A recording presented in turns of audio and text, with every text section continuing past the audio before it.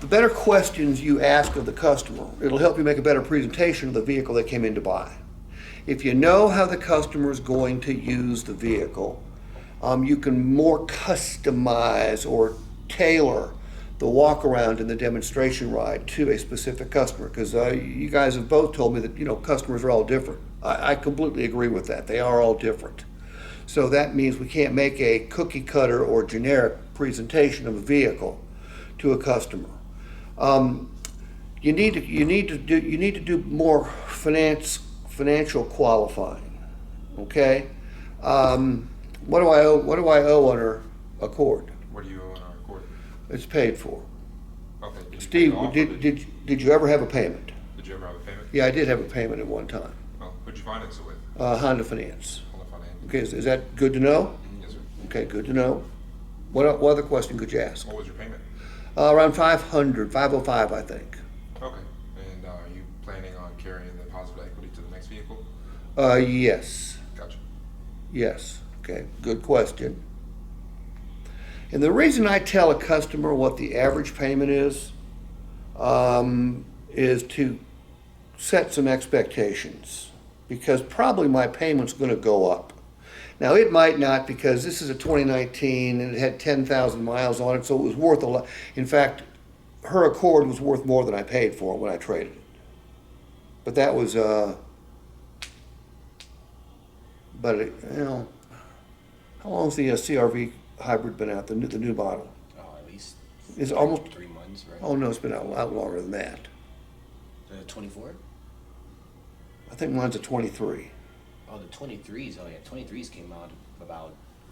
23 was the new body style, right? Yeah. Oh, correct. Oh, correct. Yeah. Correct. I thought you were talking about the brand new 24. Oh, yeah, 23's been out for 8, 9 months. Yeah, I probably bought this 8 or 9 months ago.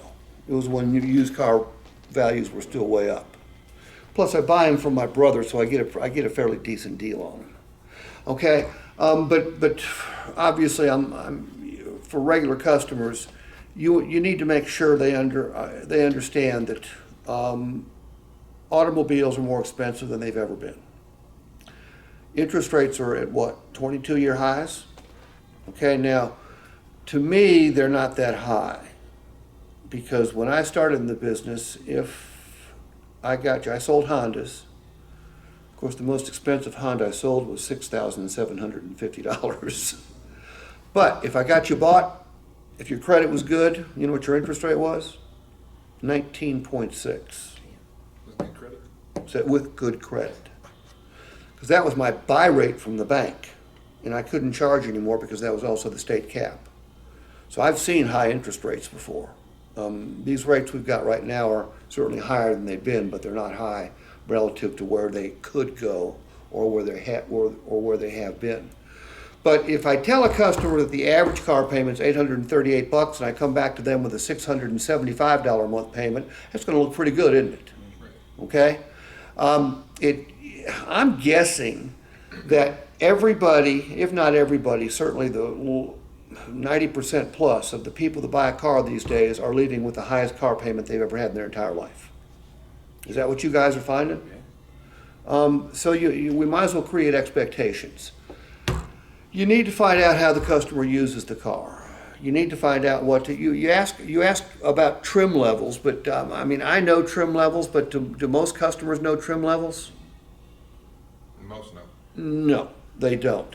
They'll go on Auto Trader and see 2 Honda Accords, an LX and an EXL, and they'll go, well, gee, let's go see the LX because it's a lot cheaper. Not understanding that it's not a completely different vehicle, but a very different vehicle than an EXL. And the difference in price between an LX 4-cylinder and an EXL 6-cylinder might be what, $5-6 grand, at least. So you've got to ask good questions. When do you take a credit app around here?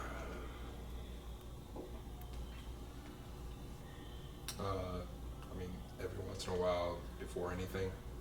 Every once in a while before anything, okay? But not as much here at this store. Why would you want to get a credit application early? If I didn't feel like they were answering good qualification questions. If you had suspicions about their credit. Right. Okay. Same with you? Correct. Pre-qualifying almost too, you know. Okay. If they have a trade, when do you do a trade walk? When do you do that? Generally, I do it. We'll sit down after driving the car. You know. Okay, after you've chosen a vehicle, showed off the vehicle, and demonstrated it, right? Right. Okay.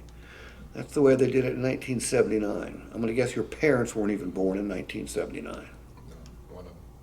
Right. Okay. What's the biggest complaint people have about buying a car? I think between used and new, their justification of saying, well, I might as well buy a new one if this used one is $3,000 apart from a new one. That's what I hear a good bit of time. Okay, well, that's not the biggest complaint they have about buying a car, though. Just time. Time. Time kills deals. Time does kill deals. Okay, it's the biggest complaint people have about buying a car. Why does it take so long? My college roommate called me a couple months ago.